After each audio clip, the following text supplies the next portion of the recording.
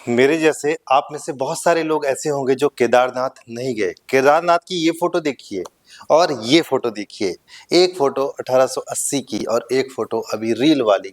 कितनी भीड़ होती है आज हम देखते हैं। बट केदारनाथ के हिस्ट्री के बारे में जस्ट इस वीडियो पर हम चर्चा करेंगे, तो वीडियो पर बने रहिए। कुछ साइंटिफिक व्यू भी हम देखेंगे। कई हिस्टोरिकल प्लेस में अगर आप जाएं तो आपको कई कलाकृति नजर आएगी। उसी तरीके से हिंदू संस्कृति में बहुत पुराने पुराने टेम्पल है। जब उनके नक्काशी को आप देखेंगे तो आपको बहुत ताज्जुब होगा कि विदाउट मशीन ये सब कैसे पॉसिबल हुआ। बट जी हाँ, उस समय ये होता था। तो चलिए आज की इस वीडियो पर हम केदारनाथ टेम्पल के बारे में बात करते हैं। सबसे पहले जियोग्राफी फ्यूचर हम देख रहे हैं कि ये केदारनाथ है कहाँ। रुद्रप्रयाग जिले में केदारनाथ स्थित है। रुद्रप्रयाग आता है आपका उत्तराखंड में, जो कि हिमालय के गोद में है। तो किस तरीके से ये 3500 मीटर की हाइट पर केदारनाथ टेम्पल है। इसके चारों तरफ अगर हम देखें तो एक तरफ 22,000 फीट केदारनाथ की पहाड़ी और दूसरी तरफ 21,600 फीट पर कराच कुंड, तीसरी तरफ 22,700 हाइट का भरत कुंड। आप लोग देखे होंगे वीडियो में कि किस तरीके से तीनों तरफ से आपको पहाड़ियां दिखती है। आज भी यहाँ पर कोई गाड़ी नहीं जाती और साथ ही आपको 16 किलोमीटर आपको पैदल वॉक करनी पड़ती है। चलिए कुछ और बातों के बारे में हम चर्चा करते हैं। देखा जाए तो बहुत सारे मत है। हिंदू मान्यता के अनुसार बहुत सारे मत है कि मंदिर का जो समय है कब बना। कुछ लोग कहते हैं 10वीं शताब्दी में बना, कुछ लोग बोलते हैं कि 8वीं शताब्दी में आपकी श्री आदि शंकराचार्य के द्वारा इसका जीर्णोद्धार किया गया। तो ये सब सारे मत है। लेकिन अगर कार्बन डेटिंग से देखा जाए तो ये जो मंदिर है, टेम्पल है, एग्जैक्ट तो बताना पॉसिबल नहीं है, लेकिन ये आपकी समझ ले 10वीं शताब्दी के आसपास ये मंदिर बना। इसके जो पत्थर है वो बहुत स्ट्रांग है और साथ ही इसकी नक्काशी देखने लायक है।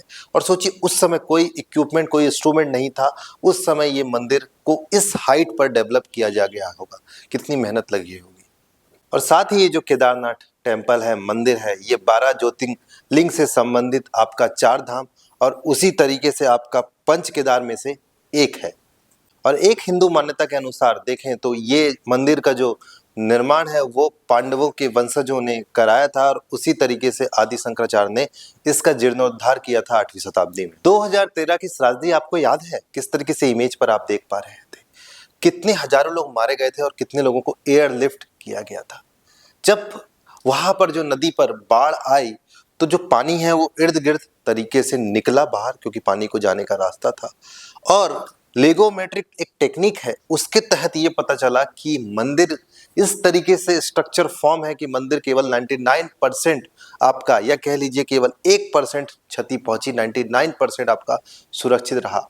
सोचिए उन्होंने उस समय की तकनीक में किस तरीके से हवा का डायरेक्शन, पानी के डायरेक्शन और इन सब सारी चीजों को ध्यान रखते हुए उस मंदिर को बनाया था। ऐसा नहीं है कि 2013 की त्रासदी पहले नहीं आई होगी, बिल्कुल आई होगी।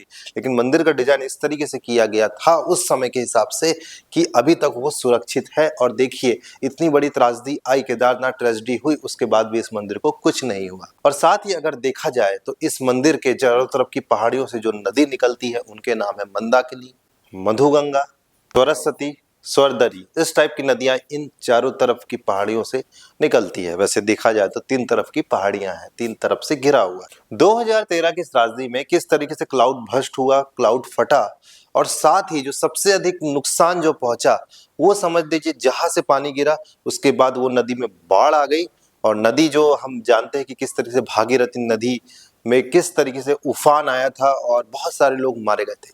13 से 14 किलोमीटर का जो केदारनाथ वाला रोड है, पैदल वाले की बात नहीं कर रहा हूँ, नॉर्मल जो लोग रहते हैं, वो पूरा आपका साफ हो गया था, क्योंकि वो नदी के किनारे ही आपका जो है रोड का कंस्ट्रक्शन हुआ है। आमतौर पे जो रोड बनते हैं वो नदी के किनारे ही बनते हैं, क्योंकि वैली स्ट्रक्चर मिल जाता है, आसान स्ट्रक्चर मिलता है। लेकिन नदी का हमेशा से एक जब रौद्र रूप आता है तो रोड को काफी नुकसान पहुंचता है और जान माल का काफी नुकसान होता है। इस तरीके से मैं साइंटिफिक वे में केदारनाथ टेम्पल के बारे में आपको जस्ट ब्रीफ में एक जानकारी दिया। और रियली अगर इसको धार्मिक आस्था का केंद्र कहा जाए तो प्रकृति आस्था का केंद्र कहना भी गलत नहीं है, क्योंकि एक ऐसी जगह पर ये टेम्पल बना है जो कि प्रकृति के ऐसे मौसम के थपेड़े खाते रहता है अक्सर, और लोग एडवेंचर पॉइंट ऑफ व्यू से भी वहाँ जाते जरूर हैं। आशा करता हूँ दोस्तों ये जानकारी आपको काफ़ी अच्छी लगी होगी। मिलते हैं अगले इंटरेस्टिंग वीडियो में। वीडियो देखने का बहुत बहुत धन्यवाद।